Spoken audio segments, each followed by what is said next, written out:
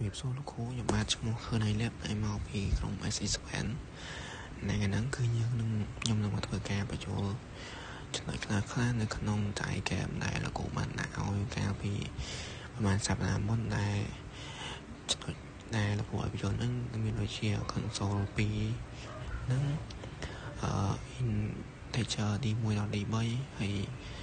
generate random ហ្នឹងជាមួយនឹង random ហើយចំពោះ step ចុងក្រោយដែលគួរឲ្យបញ្ចូលគឺតាក់ទងជាមួយនឹងការដូរពណ៌ទៅលើដៃហើយជាដំបូងគឺតាក់ទងជាមួយនឹង console output encoding ចំពោះកន្លែងហ្នឹងគឺយើងទៅសេវាដើម្បីឲ្យ system ឬក៏ app ដែលយើងទៅសេកូដនៅលើហ្នឹងស្គាល់នៅ emoji ឬក៏ icon ផ្សេងដែលយើងបានដាក់វាដូចជា icon នេះអញ្ចឹងហើយនៅពេលដែលយើងទៅសេវាគឺធ្វើឲ្យ system ដែលយើងទៅសេកូដហ្នឹងគឺវា output មកឲ្យយើងនៅ icon ទាំងអស់ហ្នឹងហើយបើសិនបើយើងអត់ដាក់ទេគឺវាអត់ចេញទេគឺវាចេញសញ្ញាសួរឥឡូវខ្ញុំសាកបិទកូដហ្នឹងហើយខ្ញុំ run ឥឡូវគឺឃើញហើយគឺវាអត់ output នៅ icon ទេគឺវានឹងចេញសញ្ញាសួរចឹងហើយបានយើងត្រូវទៅសេកូដមួយខ្សែហ្នឹងដើម្បីឲ្យprogramming របស់យើងស្គាល់នៅ icon ទាំងអស់ហ្នឹងហើយចំពោះ console ទី2គឺ console cursor visible ស្មើ for ចំពោះកូដមួយខ្សែហ្នឹងដែរគឺចង់ឲ្យយើងទៅសេដើម្បីឲ្យវាបិទនៅ cursor ឬក៏នេះបន្ទាត់ថងទៅលើហ្នឹងគឺវាចេញទៅពេលដែលយើង typing ហើយមូលហេតុដែលយើងបិទហ្នឹងគឺដើម្បីកុំឲ្យនៅពេលដែលយើង output ទៅគឺវាចេញចុចតែមើលទៅអត់ស្អាតឥឡូវខ្ញុំសាកបិទហើយខ្ញុំរ៉ាន់ឲ្យមើលគឺ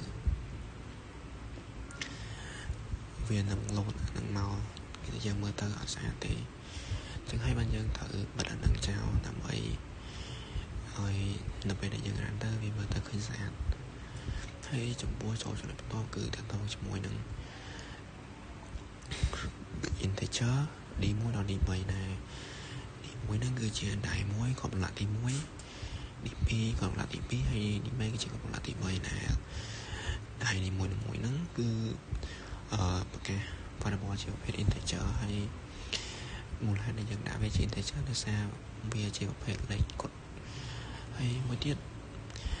ចំពោះដៃ1ហ្នឹងគឺចាប់ផ្ដើមពីលេខ1ដៃ2និងដៃ3ក៏ចាប់ផ្ដើមពីលេខ1ដូចគ្នាដែរដោយសារតែយ៉ាងនឹងឲ្យថាគ្រប់លោកលក្ខគឺវាចាប់ផ្ដើមពីលេខ1ទៅហើយចំពោះកន្លែងហ្នឹងចំពោះគឺវា random គ្រប់លោកលក្ខគឺវា random ចឹងហើយគឺយើងត្រូវបង្កើត object មួយគឺ object random តែ random ហ្នឹងគឺជា class មួយដែលវាបង្កើតដើម្បីឲ្យវា random នៅលេខដែលយើងបានដាក់លក្ខខណ្ឌហ្នឹងតែវាធ្វើការ random ដែលយើងអាចដឹងមុនថាវានឹង random ចំលេខម៉ាក់នេះហើយចំពោះ only ហ្នឹងវាគ្រាន់តែជា object ទេយើងអាចដាក់ផ្សេងក៏បានដែរ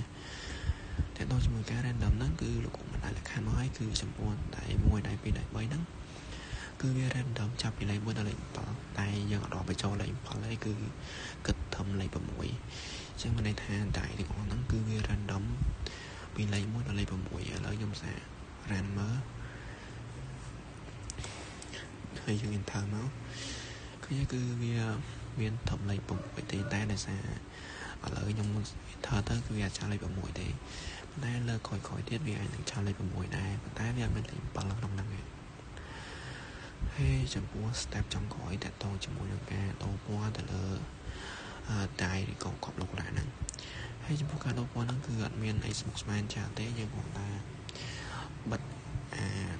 ពណ៌ដើមនឹងដោយសារតែវាមានពណ៌ដូចគ្នាអញ្ចឹងយើងគ្រាន់តែលុបវាឬក៏យើងដាក់ស្លាកវាទៅហើយយើង enter ដើម្បីទៅសេកូដថ្មីគឺ console ហើយយើងដាក់ foreground color ចំពោះនេះយើងដាក់សញ្ញាស្មើហើយបើយើងចង់ដាក់ពណ៌ឯងគឺយើងដាក់ពណ៌ហ្នឹងទៅតាមតែចិត្តយើងទេឥឡូវខ្ញុំដាក់ពណ៌ក្រហមហើយយើង enter មួយទៀតដើម្បីទៅសេឲ្យវា output គឺ console ហើយយើងចុចហើយយើងដាក់ right ហើយយើងបើកបង្ចោ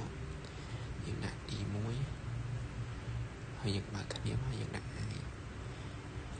បិទ semicolon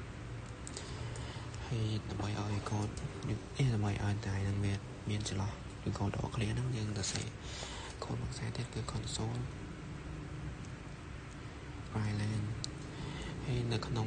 វងកញ្ចក់ហ្នឹងគឺយើងដាក់ double close ហើយយើង space វាបន្តិចមកចំពោះដៃពីរទៀតដូចគ្នាដែរគឺយើងគាត់ថា copy ហើយយើងផាសមក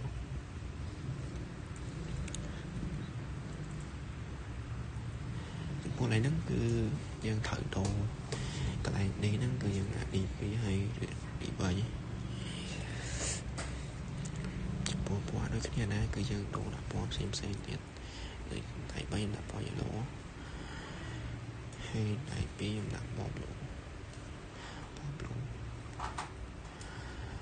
ហើយចំពោះ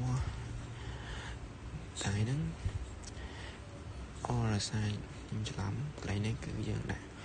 រ៉ៃធម្មតាទេគឺយើងដាក់រ៉ៃ line ទេចំពោះចុងក្រោយគេបានយើងត្រូវដាក់រ៉ៃ line ដោយសារតែវាជាដៃចុងក្រោយហើយក៏យើងអត់ត្រូវការ space ទេណាហើយឥឡូវខ្ញុំសាករានកូដនឹងមើលថាវាបានដូរពណ៌ហើយនៅឥឡូវដៃរបស់យើងបានដូរពណ៌ហើយគឺវាចេញពណ៌ដៃមួយចេញពណ៌ក្រហមដៃពីរចេញពណ៌ខៀវហើយដៃ3ចេញពណ៌លឿងហើយចំពោះវីដេអូក៏មានតែប៉ុណ្្នឹងដែរអរគុណ